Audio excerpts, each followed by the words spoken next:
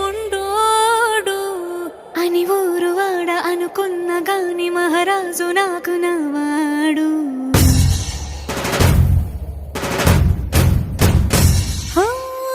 మాట పెడుసైనా మనసులో వెన్న రాయిలా ఉన్నవాడిలోన దేవుడెవరికి తెలుసును నాకన్నా. సూసేకి అగ్గిరవ్వ మాదిరి ఉంటాడే నా